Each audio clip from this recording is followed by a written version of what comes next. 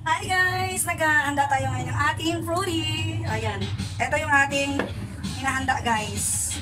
So ayan. Kunti lang yung fruits ngayon kaya halos orange ang kulay. So ito. Makikita nyo po guys. So meron tayo itong bills. Ito na to yung ating pabigas. Ayan. Kasanayan lang natin syempre. Ang gagawin natin is magsisikap samahan ng prayer. Ito ay ating lang guide. Diba guys? So ayan. Ito yung aking nagawang bills. Ito yung aking itlog. Ito bang taas na? Hindi mo na kasi makita. Ito yung taas. So, ayan guys, ganyan lang aking gagawin. Diba? Ito nalalakyan ko pero sige, open na rin yan.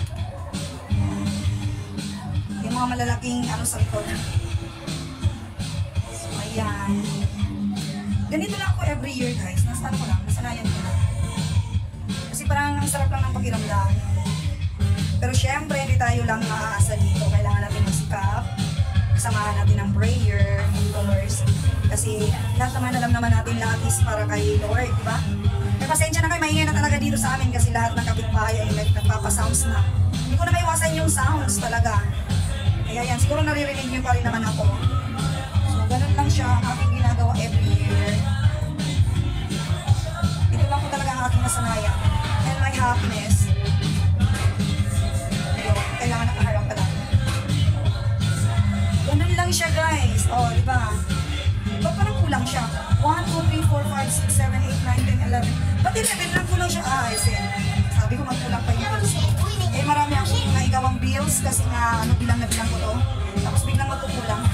Kaya, ayun guys. Ayun guys. Ito lang po talagang ginawa ko. Every year. So, ganun lang siya talaga.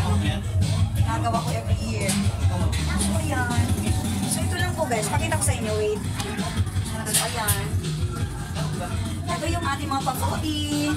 Siyempre, ating flower base, hindi natin mawawala yan kasi yan ang nagpapalinis ng ating hangin. So, ito first time ko nagkaroon ng, ano to guys, cherry apple. So, ayan lang yung ating fruits. Kasama to.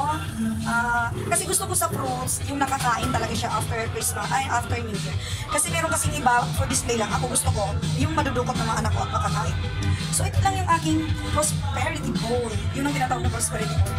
Akin lang yun guys. So, syempre, palibutan natin ng mga fruits. Ayan. Ganun lang ang aking, nakita nyo ba? O ayan, nakita nyo ba? Paliwanag ba? So ito lang po ang aking prosperity bowl. This one is my prosperity bowl. And then, dito yung fruits, basket of fruits. Dinagdagan ko lang din siya ng pinya. At saka ito. Ito, ginawa ko dito since nag-iisa na lang yung wine glass ko. Kasi nabasag lahat ng aking mga anak. Ginawa ko na lang siyang ganito. Instead na gagawa ako ng carrots, tapos itutusok ko sana each of the fruits. Yung parang gagawin siyang Christmas tree. Ito na lang ginawa ko.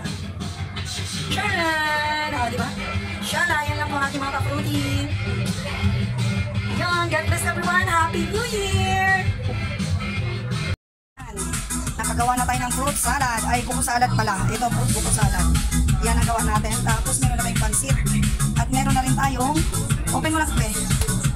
Meron na tayong biko. O, ayan, magluto ulit tayo ng biko. Try natin kung magagawa pa tayo ng chicken salad. So, ayan. Ang ating pork belly ay ating naluto sa oven ng iba. For your love New Year's and Eve, support. handa.